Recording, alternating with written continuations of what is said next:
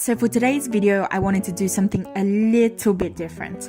I watch a lot of reality TV shows, but generally I have a big focus on shows that revolve around people finding love or have a focus on people dating.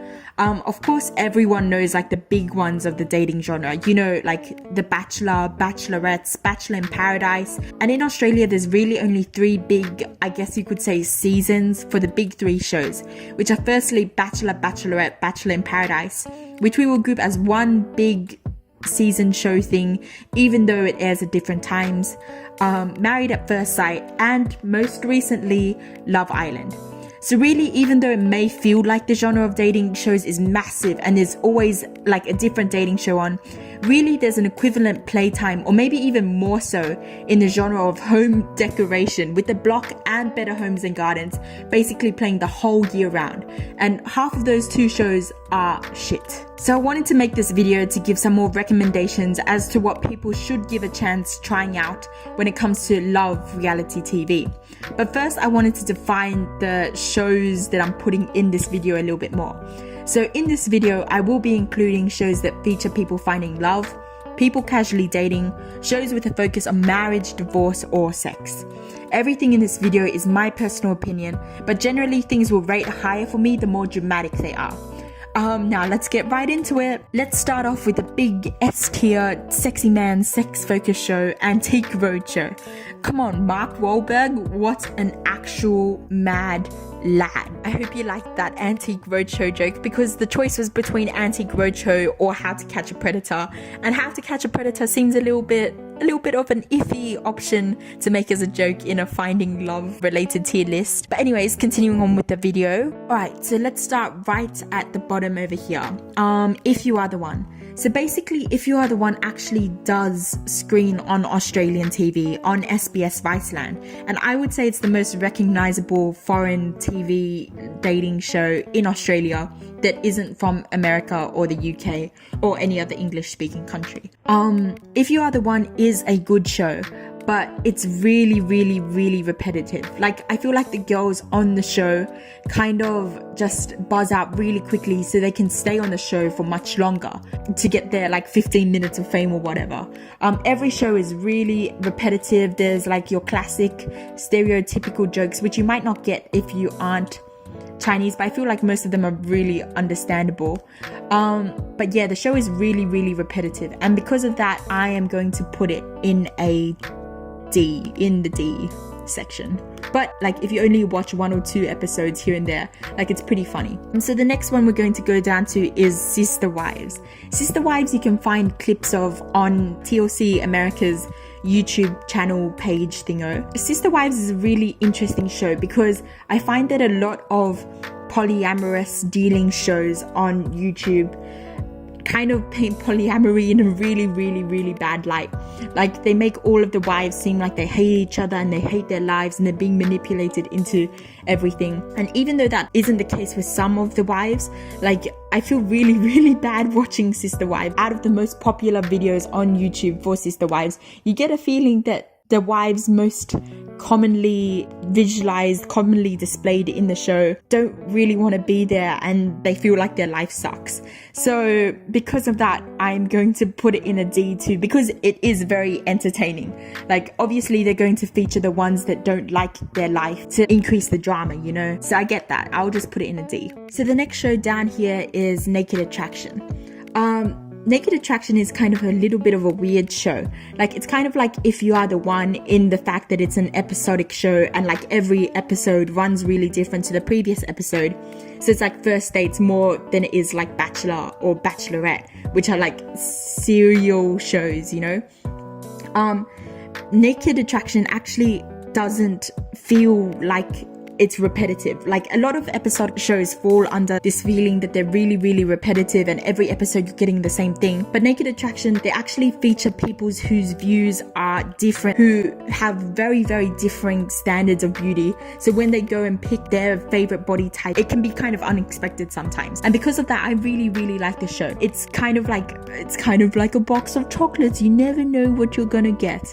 And because of that, I'll put it in the C section.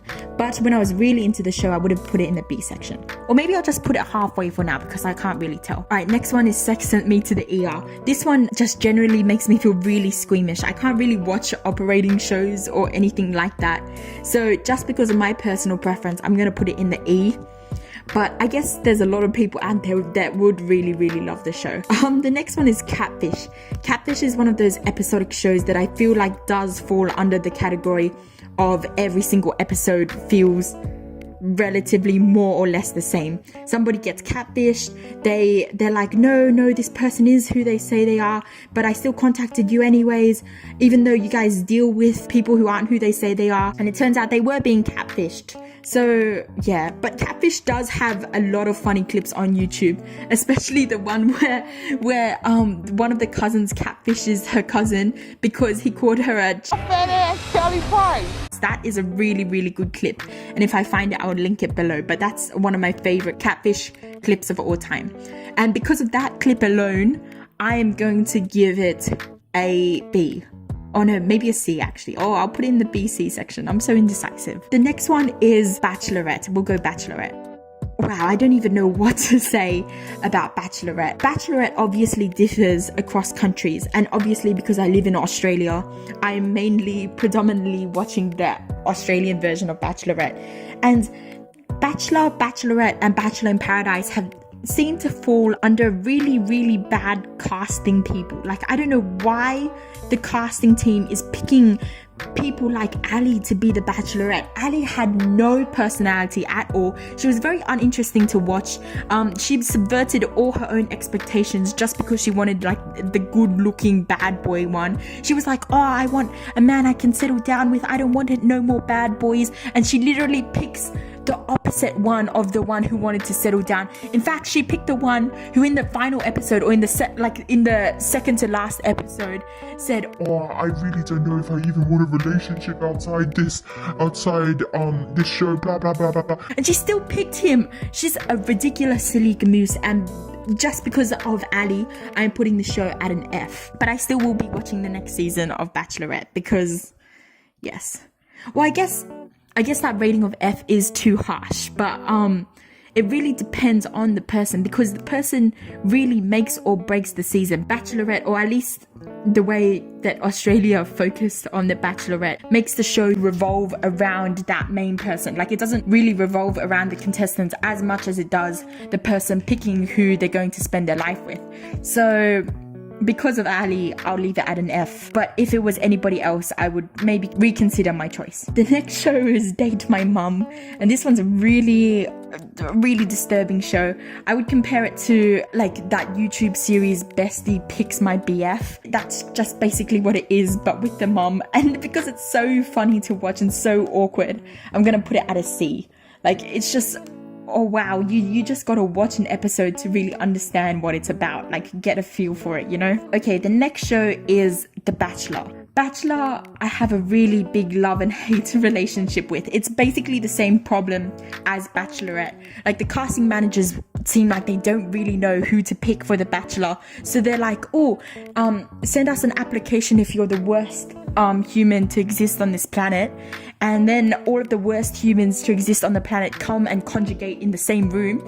And then the casting managers go around and they're like, would you like to see 50 children get run over by a bus? And if the person doesn't answer, no, I would like to see 100 children get run over by a bus, then they don't pick them. Okay, maybe that's a little bit dramatic, but Nick Honeybadger of the Australian season of The Bachelor was a complete waste of time. I don't know who would have picked him. Like no offense, looks wise, he wasn't really up to the Bachelor standard, but hey, you know, he was a goofy guy. Like, the ads portrayed him as a goofy guy, and in the first half of the season everybody really loved him. Like, people were really changing their minds on him. His curls actually became really cute. Like, the more you got to know his personality, like, the cuter he got, and until he ruined it all towards the end of the season. How can you not pick anyone? That's so stupid. Why are you coming on The Bachelor to not pick anyone? To be like, oh, I'm not ready for a relationship. You just wasted everybody, like a whole 10 weeks of people's time because you're not ready for a relationship. That's the whole point of Bachelor. You don't go on Bachelor if you're not ready for a relationship. Alright, okay, I'm getting a little bit heated, but yeah, I don't know. Bachelor, at least the Australian version of Bachelor has gone through a lot of bad casting choices, in my opinion. But I actually watch the US alternate version of The Bachelor. Well, not regularly, I only watch some seasons, but there was that one season with that guy with the blonde hair who married that girl who was half Thai. I'm not really sure what she was, but they made such a cute couple together, and I'm pretty sure they have 2 kids now, and that was a really, really good season of Bachelor. So I can see more so with Bachelor than Bachelorette, the person being up to the person who's casted as the Bachelor to make the season. The Bachelor is inherently going to be more dramatic than the Bachelorette because you have a whole bunch of girls just fawning over one guy. It's like high school but part 2 and with adults. So because of that, Bachelor automatically ranks higher than Bachelorette. But Bachelor Australia, especially Nick Badger's season, was barely better than Ali's season. Barely. I mean, really, really, really barely. But anyways, I'm gonna put Bachelor, actually no, I'll give Bachelor a B because I have watched really good seasons of Bachelor, and even the first season of Australian Bachelor was really good, and I'm going to watch this season too. So the next show is Say Yes to the Dress. Say Yes to the Dress is one of those episodic things that feels like it's pretty repetitive, but I really like it. Like, usually the girls pick different dresses to the girls in previous episodes. Overall, they pick dresses that I don't find to be that pretty, and that makes everything even more interesting. Like, when the people's opinions differ to my own, that makes me want to watch them even more. So because of that, Say Yes to the Dress is getting a B. That's probably one of the highest rating shows so far. Okay, so the next one is My Big Fat Gypsy Wedding. My Big Fat Gypsy Wedding is a serial show, I guess. It's kind of serial, but every episode kind of feels the same. Everybody's falling into the same drama as per usual, and it feels really repetitive. Like, I guess Bachelor falls into the same drama every season, blah blah blah, like, he's my boyfriend, don't take my boyfriend. But My Big Fat Gypsy Wedding just does that to a much more extreme extent, so I'm going to give that one a D. Next one is My Big Fat Obnoxious Fiancé. This show, I'm pretty sure, has been discontinued, or at least I haven't seen it in a while, but this show is a straight S tier show. I'm pretty sure there's parts of it available on YouTube because that's where I watched it, and this is a really, really, really good show. There's a lot of funny moments. It feels like you're watching The Mole, but with 2 people that you wouldn't expect it to be so intriguing to watch. It's like a prank YouTube video, except it's a whole series. And this episode in particular with that girl and that guy, I've forgotten their names. I think his name is Steven, but it's a top tier S tier episode, and I recommend you guys all watch it. The next show is Trading Spouses, and Trading Spouses is just like Wife Swap, which I don't think I have here, but much more dramatic. Trading Spouses inherently doesn't really have anything to do with finding love. Well, it does with relationships, but not finding love. But I guess the reason why I included it is when the spouses switch, they get a new insight as to how they can improve their own relationship. Trading Spouses is the much more dramatic version of Wife Swap. Much more dramatic. And because of that, I give it a solid A. You guys should watch the God Warrior episode of Trading Spouses. That is insane. Like, that is big quality YouTube video. The next one on our list is Love Island. Currently, Love Island UK is being shown in Australia. I'm not sure if it's finished in the UK. I haven't gotten around to watching it, but Love Island Australia last year was top tier. Well, I mean, not top tier, A tier. It was a really good show. It's basically like Big Brother, but for dating, and everybody's kind of got their own agenda because there's also money involved, and there's secret ex-girlfriends and secret girlfriends that people are maintaining off the show, blah blah. It's really hard to tell if people are genuine on the show, which is why, well, I mean, you obviously know that people aren't genuine on the show, and that's why it doesn't get an S tier. Yeah, it's just a good show all around. Like, it's very dramatic. It's exactly what you would expect it to be, basically. The next show is Bachelor in Paradise. Now, Bachelor in Paradise is at a much bigger disadvantage than Bachelor or Bachelorette. Bachelor in Paradise really requires the viewer prefer to have watched Bachelor and Bachelorette for multiple episodes to have gotten familiar with the contestants to then be convinced enough to watch them on Bachelor in Paradise. And if your favorites aren't returning to Bachelor in Paradise, then you don't want to watch the show. You're already going in with a pre-assessed notion of the characters or the contestants. And let's say somebody's favorite character is Jake. If they don't see Jake on the show, then that's a deal breaker right there, because the only reason that they watch the show is for Jake. And yeah, like I said, you have to watch multiple seasons to build up these connections with these contestants, and Bachelor in Paradise Australia just doesn't do that very well. Like I said before, Bachelor in Australia and Bachelorette Australia just have been going through such bad seasons, and like I think viewership is way down on Ali's season, so I doubt there's many people just crazy over Bachelor in Paradise. This year's season literally only lasted for like 4 weeks, and nobody got engaged. Nobody was even in a serious relationship after the show. I don't know, Bachelor in Paradise really depends on multiple factors, and usually the multiple factors aren't in its favor. So because of that, I'm going to give it an E, because it's still better than Bachelorette Australia. Alright, the next show is Bride and Prejudice. I know this is the movie cover of Bride and Prejudice, but there's a TV series as well, or at least in Australia. And it's basically the bride-to-be has a fiancé and the parents hate the fiancé,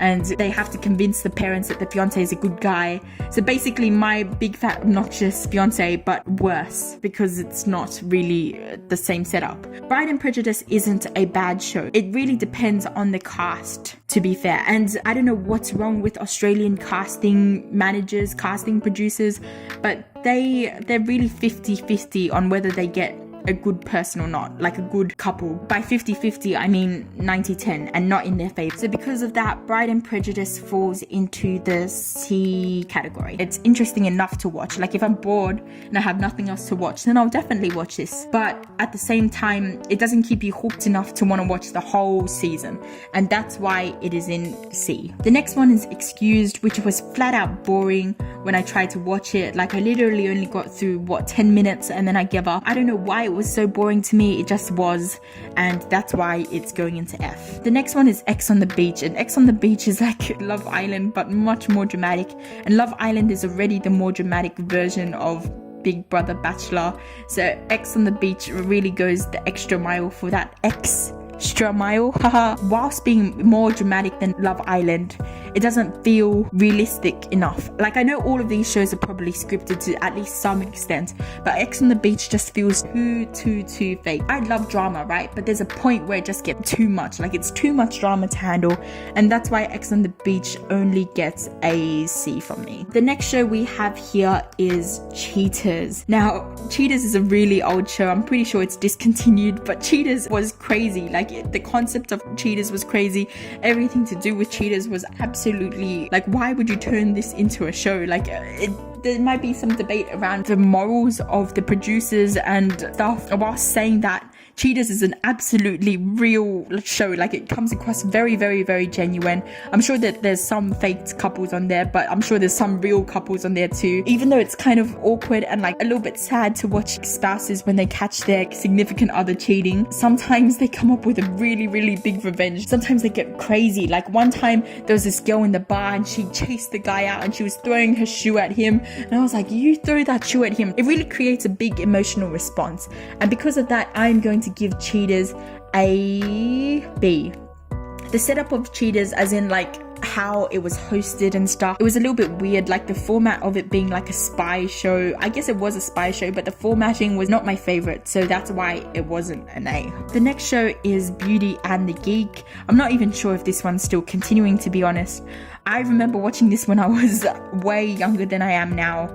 I'm saying that as if I'm really old, but like I remember watching this as a kid, and I don't know, even though I did find it interesting, I also found it to be not gripping enough for me to want to continue on to the next episode, and for that reason I will give it a D. Not saying it's a bad show, but not saying it's a really great show that you gotta like fall over your boots to watch. Bachelor Pad. This one is the ultimate Bachelor show out of the whole Bachelor franchise. I know this has been discontinued, but this was much better than Bachelor in Paradise. Bachelor in Paradise was a stupid alternative to this show. Bachelor in Paradise just brings on the worst contestants in the worst way, like the most boring contestants who just want a vacation and to lounge around. But Bachelor Pad had some actual themes on it, like the American version. Well, there really is only one version, and that's the American version. I remember watching a season and there was this girl, I forgot what her name was, but it started with V, and she was actually like crazy, like she was a full villain. And for that, I will give it an A. Everything just felt more realistic. Well, not realistic, because Bachelor in Paradise is very, very realistic in the fact that it's boring, but Bachelor Pad felt more like a show that people would want to watch, and that's why it gets an A. Okay, so the second to last show on this list is First Dates. Now, First Dates, I don't really know what to categorize the show as. Like, it's obviously episodic, but I don't know whether it's like, oh, it's different enough every episode to get you hooked, or whether it's kind of the same thing over and over again.